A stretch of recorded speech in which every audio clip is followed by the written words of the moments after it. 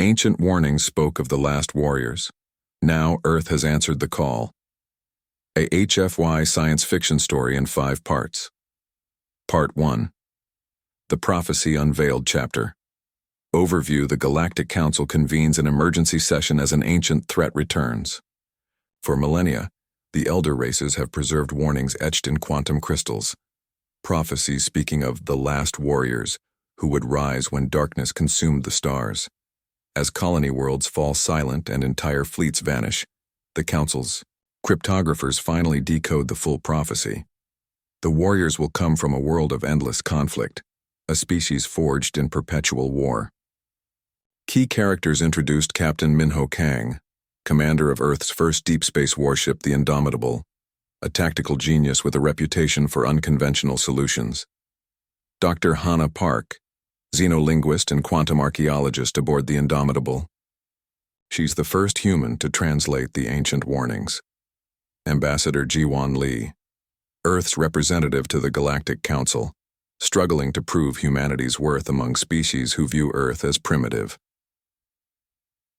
Plot points. The Galactic Council debates whether to contact Earth, a newly discovered world on the rim. Ancient ruins across 12 star systems all point to Sol's location. The enemy, called the Devourers, consumes entire civilizations, leaving only void. Ambassador Jiwon receives the Council's desperate invitation. Captain Minho's fleet is already en route to investigate anomalies on the galactic edge. The prophecy's final line is revealed. They who know only war shall teach the meaning of peace. Part 2. First contact with HFY. Darkness, chapter overview. Humanity's introduction to galactic politics is cut short when the Devourers attack a Council sanctuary world during first contact ceremonies. What should have been diplomatic gatherings becomes a desperate battle for survival. The Council's advanced ships prove useless against an enemy that adapts to every known weapon. But Earth's forces, built on centuries of guerrilla warfare, improvisation, and sheer stubbornness, fight differently. Key characters introduced: Lieutenant So-min Choi, Marine dropship pilot known for impossible maneuvers and disregard for safety protocols. Chief Engineer Dae-hyun Shin maintains the Indomitable's experimental weapon systems with duct tape, profanity, and Genius Kyung-min, a Council observer, an insectoid species renowned for their predictive algorithms, who begins to understand why humans were prophesied plot points. The Council fleet engages the Devourers using standard tactical doctrine and is decimated. Captain Minho ignores retreat orders and commits his outnumbered fleet to battle. Lieutenant So-min executes atmospheric combat maneuvers in space, confusing Devourer. Targeting. Engineer Dae-hyun weaponizes the Indomitable's reactor. Meltdown as a tactical weapon. Dr. Hana discovers the Devourers communicate through quantum entanglement. They're a hive mind. Humanity's primitive nuclear weapons prove effective where energy shields fail. The battle ends in a costly stalemate, but it's the first time in 300 years the Devourers have been stopped. The Council realizes the prophecy was right. Earth doesn't fight like any civilized species. Part 3. The Cost of Victory. Chapter overview. Earth becomes the reluctant war leader of the Galactic Council. But humanity's methods horrify their new allies. Scorched Earth tactics, kamikaze runs, weapons banned by every civilized code. Captain Minho must navigate political backlash while training alien forces in human warfare. Meanwhile, Dr. Hana discovers a terrible truth in the ancient prophecies. Every previous last warrior species became monsters in their quest to defeat the Devourers. Key characters introduced: Admiral Yuna Huang, Earth's Space Force commander, arrives with reinforcements and strict orders to maintain humanity's moral compass. Seojun, a young Council diplomat from a pacifist species, assigned to monitor human war crimes. Bora Yoon, intelligence officer who uncovers that some Council members are sabotaging the war effort. Plot points. Earth's aggressive tactics drive back the Devourers across 3 sectors. Alien civilians witness human soldiers sacrificing. themselves to save alien refugees, Council member species begin to split. Some embrace human methods, others call for war crime tribunals. Hana presents evidence that the Devourers were once the previous last warriors who won their ancient war but lost their souls. Captain Minho faces a moral crisis. Does humanity become the very monsters they fight, or do they lose the war? Lieutenant. Soman's entire squadron volunteers for a suicide mission to save a Council nursery world. Admiral Yuna must choose between following Earth's ethical guidelines or doing what wins battles. Bora's investigation reveals that certain Council factions prefer annihilation to accepting human leadership. A devastating attack breaks through human lines and Earth itself faces invasion. Part 4. Earth Stands, Chapter Overview. The Devourers reach Sol System. Every human warship races home, but they won't arrive in time. Earth's outdated defense platforms and civilian vessels face the enemy alone. This is humanity's crucible. Billions of civilians must become the warriors the prophecy spoke of. The battle for Earth becomes legend across the galaxy, broadcast live to every Council world. Key characters. Introduced Colonel Taejin Han, commands Earth's orbital defense. A veteran of the resource wars with nothing left to lose, Dr. Minji Song, civilian scientist who weaponizes Earth's telecommunications network into a directed energy grid, Jaehyun. Teenage refugee coordinator turned resistance fighter in the Seoul arcology plot points. Earth's military takes catastrophic losses in the first wave civilian ships, cargo haulers, mining vessels, even luxury yachts, ram devourer dreadnoughts. Colonel Taejin's makeshift fleet holds the line for 72 hours against impossible odds. Dr. Minji's satellite weapon vaporizes 3 devourer motherships, but the grid will kill millions with radiation. Young Jaehyun leads civilians in guerrilla warfare against devourer ground forces in Earth's megacities. The population votes to activate Dr. Minji's weapon, choosing survival over safety. Captain Minho's fleet arrives during Earth's darkest hour, leading every Council ship that would follow. The combined fleet doesn't win, but they endure, and the Devourers retreat for the first time. In recorded history, Ambassador Jiwon broadcasts Earth's stand to the galaxy. We survived because we stood together, not as warriors but as people worth fighting for. The prophecy's meaning becomes clear. The last warriors win by remembering what they fight for. Part 5. The final assault chapter. Overview. Humanity has learned the Devourer's origin point from ancient data cores. The Council votes to authorize a strike into the Galactic Core, a one-way mission. Earth volunteers the Indomitable and her crew for what might be the last battle.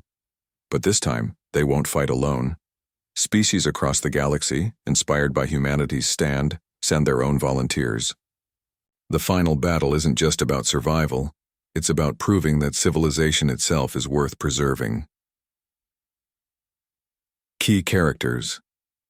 Returning, all major characters converge for the finale, with growth arcs completed and sacrifices to be made. Plot points. The Allied fleet enters the Galactic Core where no ship has returned for millennia. They discover the Devourers were once the Council's predecessors, transformed by an ancient weapon doctor. Hana realizes the Devourers can be saved, not destroyed. Their consciousness is trapped. Enslaved Captain Minho must choose: genocide the Devourers to save the galaxy, or risk everything to free them. Engineer Dae-hyun builds a quantum dispersal device to break the hive mind's chains. The device requires someone to interface directly, effectively sacrificing their consciousness. Multiple characters volunteer. The decision tears the command crew apart. Lieutenant So-min makes the choice. Herself, overriding safeties and initiating the sequence. The Devourer's hive mind shatters. Millions of beings suddenly aware, horrified at their actions. A new threat emerges. The ancient weapon that enslaved the Devourers awakens the freed. Devourers join the Allied fleet in destroying the true enemy. The weapon is obliterated, but the Indomitable is crippled in dead space. Rescue seems impossible until former Devourer ships return to repay their debt. Epilogue. Years later, Earth has become the Council's military academy world.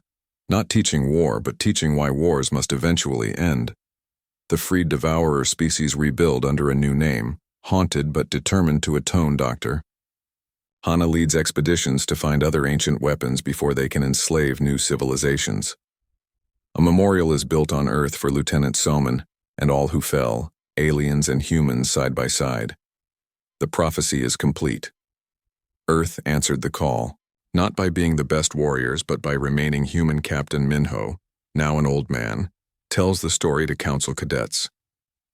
We were born in war, but we chose to build peace. That's what the prophecy really meant. Not the strongest warriors, but the last ones willing to stop fighting. Themes: humanity's duality, our capacity for both terrible violence and profound compassion. The cost of war. Victory means nothing if you lose yourself in the process. Unity through adversity. Different species finding common cause and mutual respect. Breaking cycles. Choosing to heal enemies rather than destroy them. Sacrifice and legacy. What we leave behind defines us more than what we take. Tone-epic military science fiction with philosophical depth. Action-driven but character-focused. Celebrates human resilience while questioning the glorification of war. Optimistic without being naive about the costs of conflict. The Indomitable shook violently as the first blast hit its shields. Minho gripped his chair, watching the readings scroll across his screens. Whatever weapon the enemy was using, it was draining their shields at an alarming rate. Return fire, all weapons. The ship's railguns opened up, hurling tungsten rounds at near light speed. Nuclear-tipped missiles streaked from their launch tubes. Energy weapons that Earth scientists had only recently perfected lanced out toward the enemy vessel. The Devourer ship simply absorbed everything. The weapons hit and vanished as if they had never existed at all. Shields at 40%, his tactical officer reported. Captain, our weapons are completely ineffective. Minho's mind raced. He had trained for alien combat scenarios, but always with the assumption that physics worked the same for everyone. This thing was breaking rules he did not even know existed. Evasive maneuvers. Get us out of here! Lieutenant Somin Choi was in the pilot seat of Dropship 7-3, secured in the hangar bay when the battle started. She heard the alarms and felt the ship shaking around her. Without orders, without permission, she powered up her craft. Choi, what are you doing? Her squad leader's voice came over the comm. Something stupid, probably, she replied, firing up the engines. Open the bay doors. Negative, we are in combat and open the damn doors or I will fly through them. The bay doors opened. Samin shot her dropship out into space, spinning it in a maneuver that would have made her instructors scream. She had never flown in space combat before. Dropships were meant for atmospheric flight, for carrying Marines from orbit to ground. But she had always believed that flying was flying no matter where you did it. The Devourer ship turned some of its attention to her, and she dove, rolled, accelerated in patterns that made no tactical sense. She was not trying to hit the enemy. She was just trying to be annoying. It worked. The Devourer's fire tracked her instead of the Indomitable. And Minho suddenly had breathing room. Chief Engineer Dae-hyun Shin was 3 levels below the bridge, buried in the guts of the ship's reactor system. He could feel the power drains every time the shields took a hit. They could not keep this up. The math was simple and brutal. They would be dead in 5 minutes unless he did something crazy. He opened the containment protocols and started manually overriding safeties. His assistant stared at him in horror. Sir, if you do that, the reactor will go critical. I know, Dae-hyun said calmly, continuing to work. That is exactly what I want. On the bridge, a new alarm added to the chaos. Captain, the reactor is overloading. I did not order that. Minho shouted. Engineering says it is intentional. Chief Shin says to get him close to the enemy ship. Minho understood instantly. Brilliant and insane like most of Dae-hyun's ideas. Helm, full power to engines. Ram that thing. The Indomitable surged forward. The Devourer ship seemed surprised by the sudden aggression and tried to pull back. Salmon, still dancing through space in her dropship, saw what was happening and added her own contribution. She flew straight at the enemy ship's sensors, or what she assumed were sensors, blocking its view. Dr. Hana watched from the bridge, useless in a battle but unable to look away. She still had the tablet in her hands and the symbols were going wild now, glowing so bright she had to squint. Words formed in her mind, not in any language she knew, but she understood them anyway. They adapt, she said suddenly. Captain, the Devourers adapt to whatever attacks them. That is why our weapons do not work. They have already seen energy weapons and kinetic weapons. They have counters for everything the Council uses. Then how do we fight them? With something they have never seen before. The Indomitable was almost touching the enemy ship now. At this range, both vessels would be destroyed when the reactor went critical. It was suicide. And then help arrived. Ships began dropping out of faster-than-light travel all around them. Council vessels massive and elegant with designs perfected over thousands of years.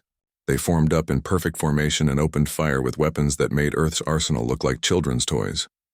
The Devourer ship turned away from the Indomitable to face this new threat. And just like before, it adapted. Council ships exploded, their shields failing, their weapons useless. They are dying, Hana whispered. They are dying because they fight the way they always fight. Perfect tactics, perfect formations, perfect predictability. Minho understood. Engineering, abort reactor overload. Helm, get us clear. Tactical, I want every weapon system randomized.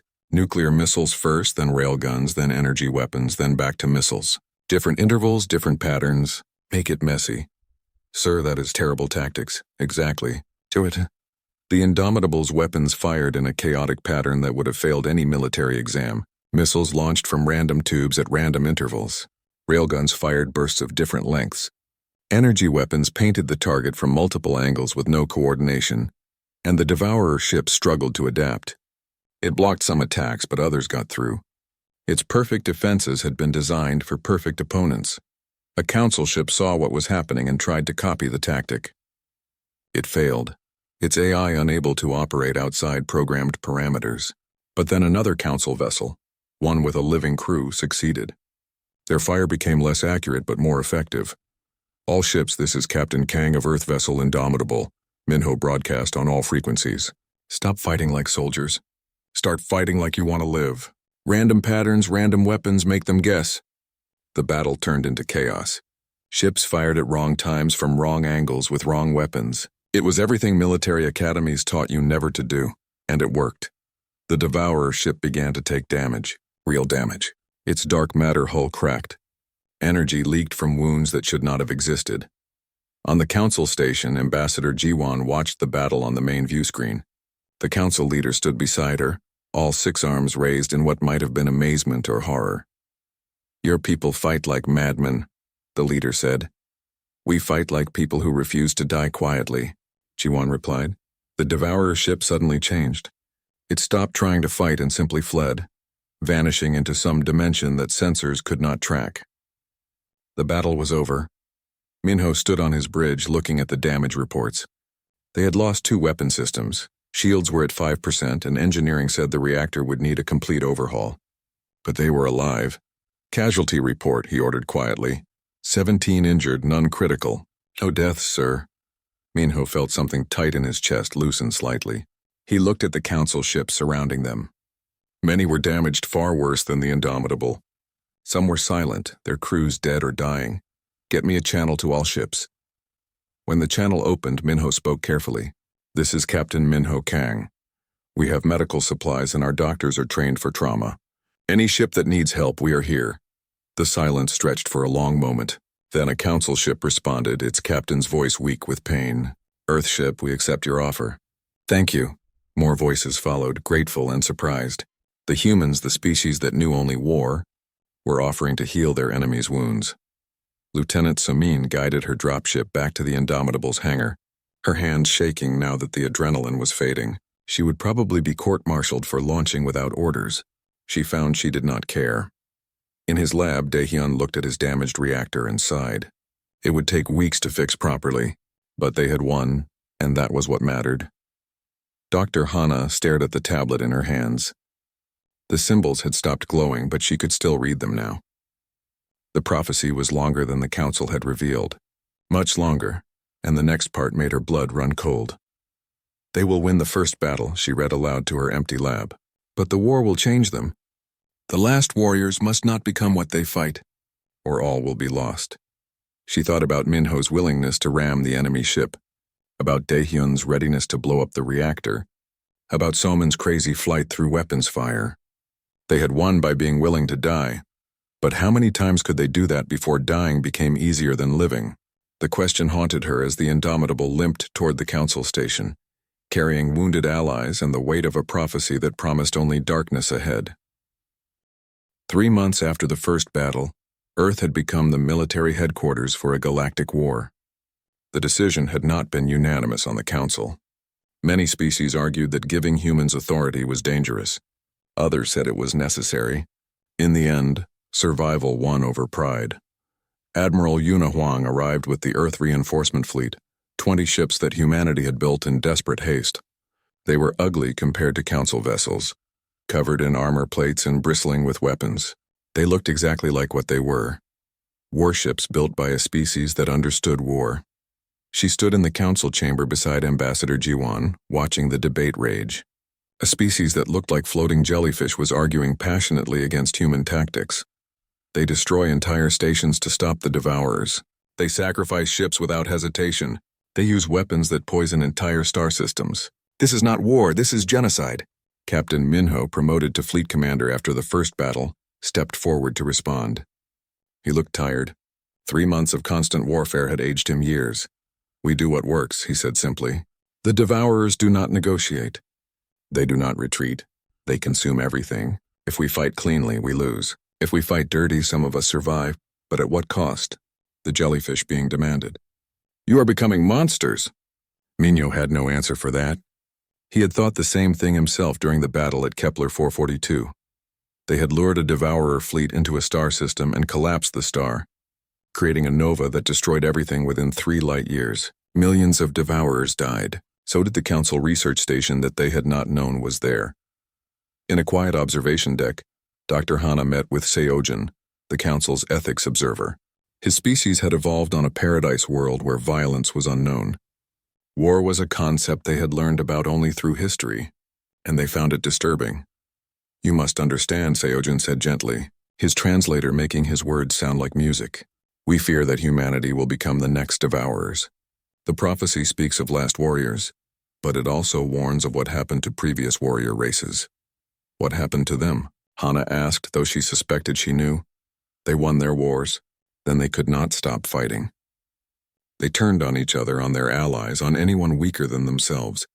They became the very darkness they had fought against. Hana thought about the tablet she still carried. She had translated more of the prophecy, parts the council had hidden or not understood. The last warriors would face a choice: become monsters and win, or stay human and lose. We are not there yet, she said quietly. We still remember why we fight, do you? I have studied your battles, Dr. Park. Commander Minho ordered a collision course that would have killed his entire crew. Lieutenant Choi volunteers for suicide missions twice per week. Your chief engineer has weaponized 17 ship systems that were meant to be safety measures. You celebrate death. We celebrate survival, Hana corrected. There is a difference, but was there? She was not sure anymore. Bora Yoon worked in intelligence, analyzing council communications for threats. She was good at her job, which is why she noticed the pattern. Certain council members were delaying supply shipments to human fleets. Others were sharing tactical information through supposedly secure channels. Information that the Devourers then seemed to know about. She brought her findings to Admiral Yuna, who listened with a face like stone. They are sabotaging us? The Admiral asked. While we fight their war? Some of them, yes. They would rather lose to the Devourers than win with human help. Pride, I think. Or fear of what we represent. Admiral Yuna wanted to rage, to demand justice, to expose the traitors publicly. But she had been a politician before becoming a soldier, and she understood how fragile their alliance was. Say nothing. Just make sure our critical operations do not depend on council support. We fight alone if we must. Lieutenant Soman was in the briefing room with her squadron when the mission parameters came through. They needed to defend a council nursery world, a planet where dozens of species raised their young in peaceful education. The Devourers were heading there, and the defense fleet would not arrive in time. It is a 12-hour flight in dropships, her commander said. The Devourers will be there in 6. If we push our engines to maximum, ignore safety protocols, and accept that we probably will not be able to return, we might get there in 5.5 hours. Soman looked around at her squadron. 20 pilots, all volunteers, all knowing what this mission meant. They would die defending children that were not their own, for species they had only met months ago. Every hand went up. "Then we go," the commander said quietly. "Earth expects every pilot to do their duty." Dismissed. As they left, Somin's friend Kyung stopped her. "Do you think about death much?" "Every day," Somin admitted. "But I think about living more. Those kids on that nursery world, they deserve to grow up. Someone has to make sure they get that chance. Even if it costs us hours. Especially then." The battle for the nursery world became legend. 20 human dropships against a devourer swarm that should have crushed them in minutes. The pilots fought with a fury that amazed the council observers who watched through long-range sensors. They used their ships as shields, as weapons, as whatever was needed to buy time. When the defense fleet finally arrived, 11 human pilots were still alive, their ships held together by pure stubbornness. The nursery world was safe. The children never knew how close death had come. Back on Earth, Captain Minho faced a harder battle than any space combat. He stood before the United Earth Council, defending his actions while politicians debated whether humans were liberators or war criminals. "You used nuclear weapons in atmosphere," one representative shouted. "The radiation will poison that world for centuries." "The devourers would have consumed it entirely," Minho replied. "Radiation can be cleaned. Total annihilation cannot. You sacrificed a council medical ship to destroy a devourer command vessel. The medical ship was already dying. I asked for volunteers. Everyone aboard agreed. They died as heroes, saving thousands. You are teaching alien species to fight like humans. You are spreading violence across the galaxy. I am teaching them to survive." The debate went on for hours. In the end, they gave Minho more authority and more restrictions, neither of which would matter when the next battle started. War did not care about politics. Dr. Hana found Minho afterward, sitting alone in the observation deck, watching Earth turn slowly below them. "I translated more of the prophecy," she said, sitting beside him. "Want to hear it? Does it get better?" "No. It says the last warriors will win every battle but lose pieces of themselves with each victory. They will face a final choice between becoming the darkness or letting darkness win." "Wonderful. Any advice from our ancient prophets?" "Just this, they who know only war shall teach the meaning of peace." Hana paused. "I think it means we have to remember what peace is, even while fighting. We have to hold on to our humanity. Hard to do when people call us monsters, let them. We know what we are. We are people trying to save other people. Sometimes that requires doing terrible things. The trick is not enjoying it." Minho thought about Lieutenant Somin and her squadron racing to save children they had never met. He thought about Dae-hyun, who spent his free time fixing council ships for free. He thought about the Marines who carried alien wounded to safety before securing objectives. "We are not monsters yet," he said quietly, "and as long as I am in command, we will not become them." 2 weeks later, Earth itself came under attack. Long-range sensors detected a devourer fleet heading toward Sol system. It was the largest fleet anyone had ever seen, big enough to consume 100 worlds. Every human ship began the long journey home. But they were scattered across the galaxy, fighting dozens of battles. Most would not make it in time. Earth would have to defend itself with whatever was left. Outdated defense platforms, civilian ships, and the sheer stubborn refusal to die quietly that had defined humanity since its beginning. Admiral Yuna watched the approaching fleet on her screens and felt something cold settle into her bones. This was it. The battle that would determine whether humanity survived or joined the list of extinct species. "Send a message to all commands," she ordered. "Tell them Earth stands. And if we fall, make them pay for every inch." Colonel Taejin Han stood on the command deck of Defense Platform 7, watching the Devourer fleet approach. The platform was old, built back when humanity first started exploring beyond the moon. It had been scheduled for decommission before the war started. Now it was one of Earth's primary defenses. He looked at his crew, all volunteers who had chosen to stay when evacuation was offered.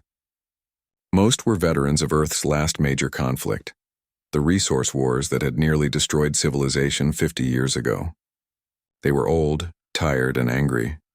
"All platforms, this is Han. We hold this line until the fleet arrives or until there is nothing left to hold with. No retreat, no surrender. Earth stands." The responses came from 19 other platforms scattered around Earth's orbit. 20 outdated weapon systems against a fleet that had destroyed Council armadas. The first Devourer ships entered weapons range, and Platform 7 opened fire. Nuclear missiles, railgun rounds, laser batteries that were considered ancient technology. Everything they had. Other platforms joined in, creating a wall of fire around Earth. For the first few minutes, it looked like they might actually hold. Devourer ships died, their dark matter hulls cracking under sustained assault. Then the Devourers adapted, as they always did. Their shields adjusted. Their formations changed. They began to push through. Platform 12 is gone, someone reported. Platform 5 is critical. Platform 18 just vanished. Tejan watched his screens as another platform exploded. Keep firing. Make them work for it. In Seoul's arcology, a massive structure that housed 10 million people, 19-year-old Jaehyun was helping coordinate evacuations. The shuttles could only take so many people at a time, and there was not enough time to save everyone. Children first, he shouted over the chaos. Parents, your kids need you to be strong. Get them to the shuttles. The rest of us will follow. But everyone knew there would not be a following. The last shuttles were already launching. Anyone still in the arcology would be here when the Devourers landed. Jaehyun watched the shuttles disappear into the sky, and then turned to the thousands of people remaining. Young and old from every corner of Earth, all trapped together. All right, he said, trying to keep his voice steady. We cannot run, but we can fight. Who here knows how to use a weapon? More hands went up than he expected. Humanity had known peace for decades, but apparently, nobody had forgotten how to fight. Dr. Minji Song was not a soldier. She was a physicist who specialized in communication satellites. But when the call went out for anyone with ideas on how to defend Earth, she had volunteered her plan. A plan so dangerous that the military had initially rejected it. Now, with the defense platforms falling one by one, they were desperate enough to try anything. It is simple in theory, she explained to Admiral Yuna over a video link. We have thousands of satellites in orbit. Communications, weather, GPS, all transmitting signals. If we synchronize them and overload their power supplies simultaneously, we can create a directed energy pulse. Simple in theory, you said. What is the catch? The electromagnetic pulse will kill our own systems, and there is a good chance the radiation will harm anyone in orbital stations. And it might destabilize our power grids. And how many Devourer ships will it destroy? I estimate 3 of their largest vessels, maybe 4. That is more than we have managed so far. What do you need? I need authorization to take control of every satellite in Earth orbit, and I need people to understand that some of them will die when I activate this. Admiral Yuna looked at the tactical display. They were losing. Badly. In an hour, maybe 2, the Devourers would be landing on Earth. You have authorization. And Doctor? Make it count. Minji worked frantically, her fingers flying across keyboards as she reprogrammed satellites that had never been designed for weaponization. Around the planet, engineers helped remotely, understanding what was at stake. On Platform 7, Tejan received the warning. The satellite weapon would fire in 10 minutes. Anyone in orbital platforms needed to evacuate immediately. You heard her, he told his crew. Get to the escape pods. That is an order. Nobody moved. Sir, with respect, we joined up to defend Earth. That is what we are doing. Tejan looked at them, these old warriors who had one last fight in them. He nodded slowly. Then we make these 10 minutes count. All weapons, maximum rate of fire. Let us give Dr. Song clear targets. The platforms unleashed everything they had left. Missiles that had been held in reserve. Railgun rounds that burned out the barrels. Energy weapons pushed past safety limits. The Devourer fleet staggered under the assault. And then Minji's weapon fired. Every communication satellite in Earth orbit flared simultaneously. Their power supplies overloading. Their transmitters burning out as they channeled impossible amounts of energy. The beams converged on 4 Devourer capital ships. For a moment, nothing happened. Then the Devourer ships simply ceased to exist, vaporized by energy that should not have been possible to generate. The pulse washed out across Earth's orbit, frying electronics, killing power systems. Platform 7 went dark, along with every other defense platform. The lights in Seoul's arcology flickered and died. But 4 of the enemy's largest ships were gone. In the sudden darkness of the arcology, Jaehyun activated glow sticks and passed them out. We are still here, still fighting. When they land, we make them regret it. The Devourer ground forces began their descent, massive ships carrying troops designed to hunt and consume. They expected broken resistance, scattered survivors, easy prey.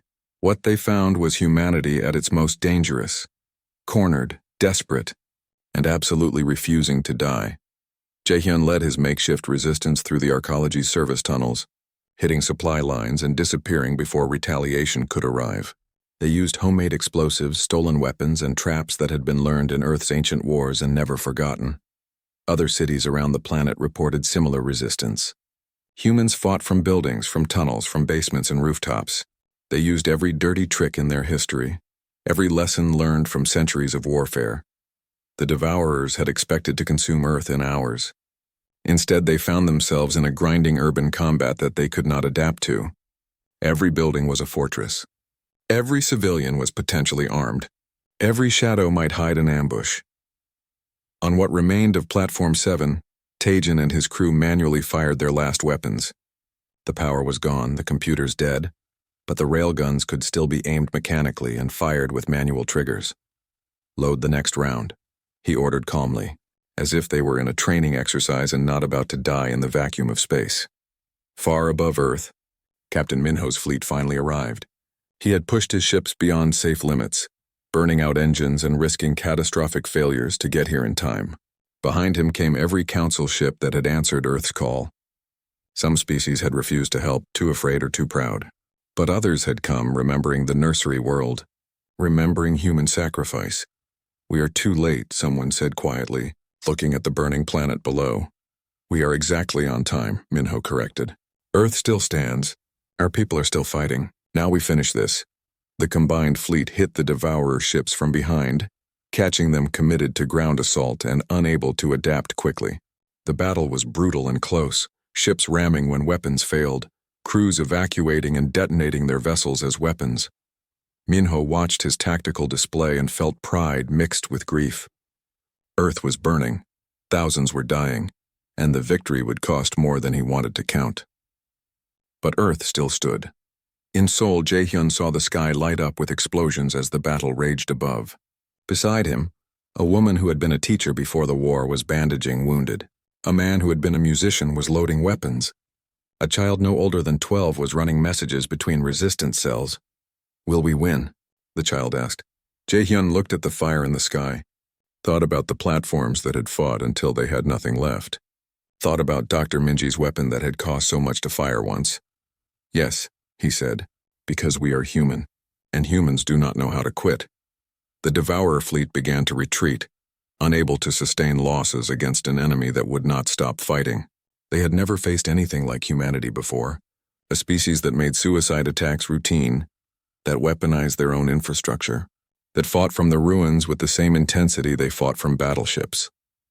As the last Devourer ships fled, Ambassador Jiwon sent a message that was broadcast across every surviving Council world. She stood in the ruins of her Earth Command Center, covered in dust, exhausted but unbowed. "This is Earth. We have stood against the darkness. We have bled.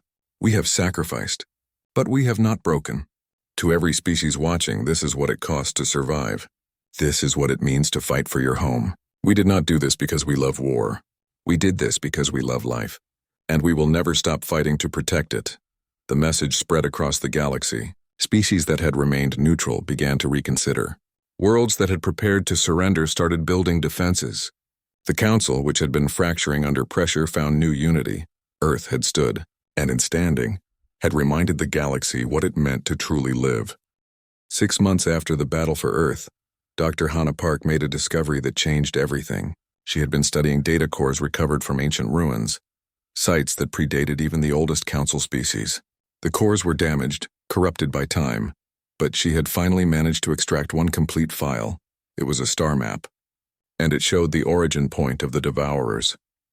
She stood before the Council chamber, her hands shaking as she presented her findings. "The Devourers came from the galactic core. This structure here, it is not natural. It is a machine. And I think the Devourers are not invaders. They are prisoners." The chamber erupted in discussion. Captain Minho, now promoted to Fleet Admiral, leaned forward. "Explain." Hana activated a hologram showing the machine's structure. The ancient species that came before the council, they built this. A weapon designed to store consciousness to trap entire civilizations. The Devourers were once like us, free. Then they were enslaved by this machine and turned into weapons. Why? Ambassador Jiwan asked. Why would anyone build such a thing? War, Hana said simply. The same reason humans built nuclear weapons. The same reason we create any weapon. Someone thought they needed it to survive. And then it outlived its creators and kept working, kept consuming for 10,000 years. Admiral Yuna studied the map. If this is true, we can end the war. Not by destroying the Devourers, but by freeing them. It is a one-way mission, Hana warned. The galactic core is deadly. Radiation, gravity storms, black holes. No ship has ever returned from that region. Then we volunteer the Indomitable and her crew, Minho said calmly. We have been there from the beginning. It is only right we see it through to the end. The council voted. Some species refused to participate, believing it was a suicide mission with no guarantee of success. Others pledged ships and crews, willing to risk everything for peace. In the end, 300 ships gathered for the final assault. Council vessels from 20 species and 50 human warships, all battered from months of warfare but still flying. Lieutenant Soman, who had somehow survived every suicide mission she had volunteered for, was given command of the fighter screen. She stood in the hangar bay of the Indomitable, addressing her pilots one last time before they departed. We are flying into hell, she told them. No flowery words, no false hope. Most of us will not come back. But if we succeed, the war ends. Not with more killing, but with liberation. That is worth dying for. Her pilots, human and alien both, nodded silently. They had all made their peace. Chief Engineer Daehyun walked through the Indomitable's engine room, checking systems one final time. The ship had been rebuilt 3 times after major battles, held together with patches and prayers. He patted a bulkhead affectionately. One more trip, old girl. Just get us there. After that, it does not matter. The fleet entered the galactic core and immediately ships began to die. Not from enemy fire, but from the environment itself. Gravity waves tore hulls apart. Radiation fried systems. Black holes reached out with invisible fingers and pulled vessels to their doom. They lost 40 ships in the first hour, 80 by the end of the second. The council vessels, built for elegance and efficiency, failed quickly. The human ships, ugly and overbuilt, lasted longer but not by much. We are not going to make it, someone said on the command channel. Then we make it matter, Minho replied. All ships, maximum acceleration. We reach that machine or we die trying. There is no middle ground. The Indomitable led the charge, Soman's fighters screening them from debris and radiation. Behind them, the remains of the fleet followed, pushing damaged engines past any reasonable limit. They found the machine orbiting a black hole, drawing power from the singularity itself. It was massive beyond comprehension, larger than Earth's sun, built from materials that should not exist. And around it, like a swarm of angry insects, were millions of devourer ships. This is it, Hana said quietly. She stood on the bridge next to Minho, holding a device that Daehyun had built based on her theories. If I can get close enough to interface with the machine, I can break its control over the Devourers. But someone has to physically connect it. We will get you there, Minho promised. The final battle began. The fleet engaged the Devourer swarm while the Indomitable pushed through toward the machine. Ships exploded around them. Soman's fighter squadron was cut to pieces, but they kept flying, kept fighting, kept clearing a path. Daehyun worked frantically in engineering, rerouting power, fixing damage faster than it occurred, keeping the ship alive through sheer force of will. The Indomitable was 50 kilometers from the machine when the main engines failed, 40 kilometers when shields collapsed completely, 30 kilometers when hull breaches started. We are not going to make it, the pilot said. Soman, in her last functioning fighter, heard the transmission. She looked at the machine ahead, calculated distances and velocities, and made a decision. Admiral Minho, how much does Dr. Hana's device weigh? Why? Because my fighter can make it. I can get her there. Negative, Lieutenant. We need you here. Sir, with respect, you need someone to finish the mission more. And I am the best pilot you have. There was a long pause. Then Minho spoke, his voice heavy. Acknowledged, Lieutenant. Dr. Park transferred to Fighter 7-3. Hana grabbed the device and ran. She reached Samin's fighter and strapped in as Samin was already launching. Behind them, the Indomitable gave everything it had left to cover their approach. I have to warn you, Soman said as they dodged through enemy fire. I am not sure how to land this thing safely on that machine. Can you crash it safely? Now that I can do, they flew through hell. Soman pulled maneuvers that would have killed anyone else, pushed her fighter past every limit, kept them alive through skill and luck and pure determination. A Devourer fighter caught them, tore through their wing. Soman compensated, kept flying. 30 seconds, she said. Get ready to run when we hit. Soman, you do not have to die here. Yes, I do. Someone has to pay the price. Might as well be me. She laughed, wild and free. Besides, this is one hell of a way to go. The fighter crashed into the machine's surface, skidding across impossible metal. Hana was thrown clear, the device still clutched in her arms.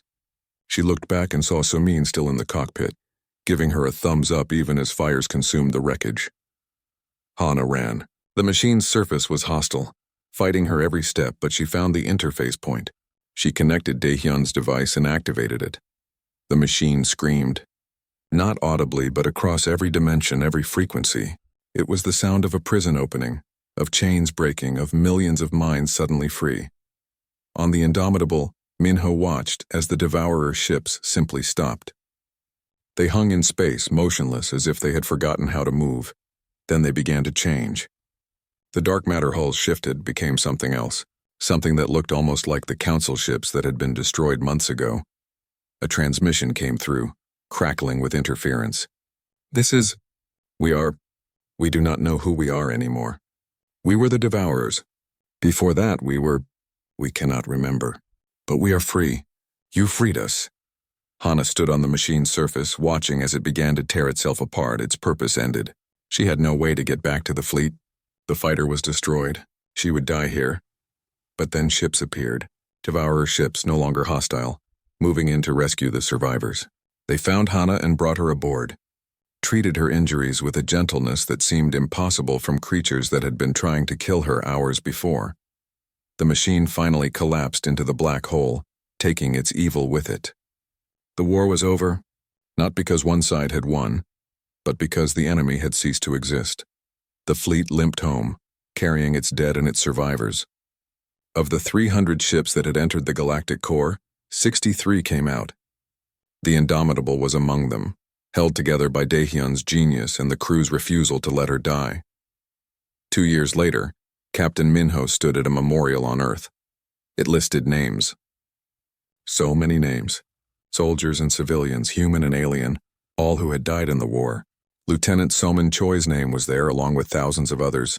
The freed Devourers, calling themselves the Awakened now, had built the memorial. They worked tirelessly to repair damaged worlds, to atone for actions they had been forced to commit. They could never forgive themselves, they said, but they would spend eternity trying to earn forgiveness. Ambassador Jiwon gave a speech at the dedication ceremony. We were told we were the last warriors. We thought it meant we would be the last ones to fight, but I think the prophecy meant something else. We were the last warriors because we ended the cycle. We chose to heal instead of destroy, to free instead of kill. That is what the prophecy really meant. Dr. Hana, who had spent the years since the war searching for other ancient weapons, added her own words. The species that built that machine, they had the same choice we did. Win through destruction or risk everything for salvation. They chose wrong. We chose right. That is what separates us from them. Young Jaehyun, now studying to be a diplomat, stood in the crowd with other survivors of the Seoul siege. They had rebuilt the arcology, made it better than before. Earth was healing, slowly but surely. Admiral Yuna, retired now but always a soldier, saluted the memorial. She thought about Platform 7 and Colonel Taejin, about Dr.